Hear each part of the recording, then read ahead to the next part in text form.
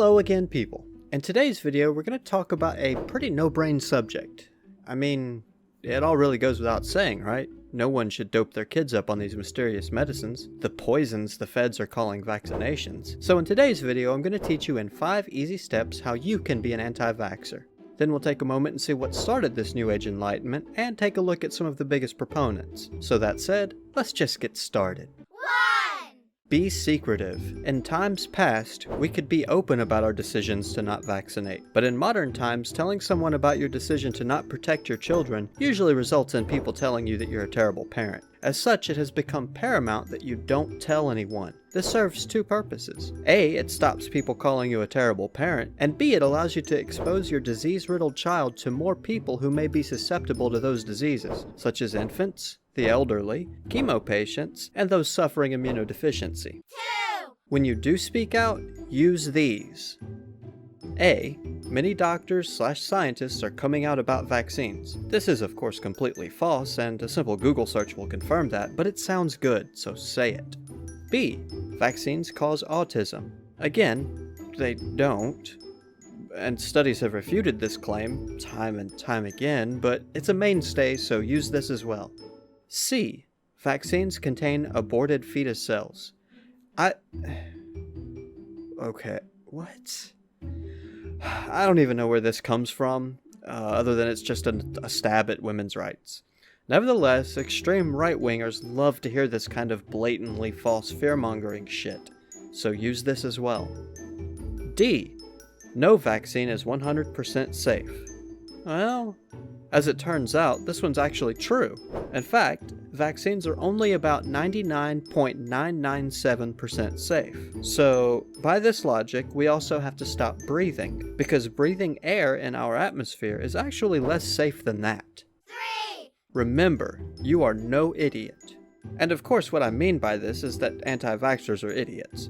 Most of what you know is actually false. In fact, anti-vaxxers know so little about immunology, science, and statistics that they are profoundly ignorant of their ignorance. But alas, this does not make you an idiot. Being ignorant is not the same as being stupid, and as a newborn anti-vaxxer, you will be limiting your research to conspiracy sites and other in-bubble garbage. You will not be exposing yourself to anything that disagrees with your ideology. So,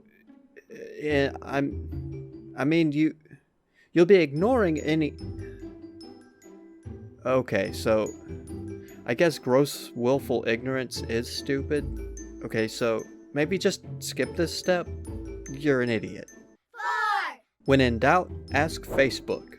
Facebook is littered with all manner of human fuckery. If you can think of something completely retarded, there's a Facebook group dedicated to just that. The same applies to anti-vaxxers. There are loads of anti-vax Facebook communities that you can join in order to hear your unfounded claims echoed back to you. In fact, I'll flash a few posts from these groups here, a few seconds each. You can pause the video and take a read, if you care to see what the more intellectually challenged Facebookers are saying. If you're not interested in reading, just bear with me a moment, this will only take a second.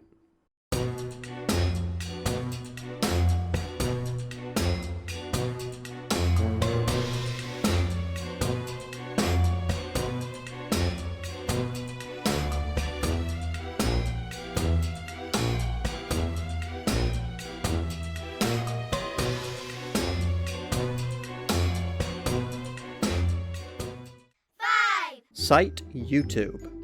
It's well known outside the anti-vax community that the moment a person cites a YouTube video as proof of something, everyone laughs at them. Citing YouTube videos as proof is laughable at best. However, most anti-vax people either don't know this or don't care, and that's the case with you as well. You simply don't have to care. And remember, if your links to anti-vax propaganda don't win the argument for you, there's plenty of chemtrail videos and flat earth videos out there to soften your opponent up before hitting them with the vaccine shit. And of course, being an anti-vaxxer, you will they'll be required to believe in all of that other nonsense as well. In fact, you should make a special effort to reference Alex Jones as often as possible. It proves to others that you mean business when it comes to this conspiracy thing. Next, we're going to talk for a few minutes about the big names in the anti-vax movement, and why you should know them and know what they're saying, and how important they are to the movement. Some might say this is where it all started. He was the doctor to break the news in 1998, releasing a paper stating that autism was linked to the standard MMR vaccine. He's a huge name in the movement, and it's... He actually retracted that paper in 2010. He what? Yeah, it was funded about a bunch of parents who were in a legal battle with the vaccine manufacturers, and he fabricated a majority of it. But I mean, it's still... No, it's not. It's a fake, and it's a well-known fake. Well, do they know? Who? The internet. I'm sure they know. Well, shit. Okay then, so next we're going to take a moment to talk about Dr. Jenny McCarthy. She's well known within the movement as a huge, famous voice who's had... She's not a doctor. And she... What? McCarthy's not a doctor. Oh, come on. What is she? Hollywood cam whore, porn chick, idiot, basically anything but a doctor. Well, do they know?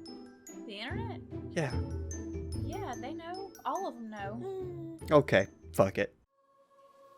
Hey, this is Jesus, up in heaven. Just wanted to pop in and remind you to subscribe to Derp's channel.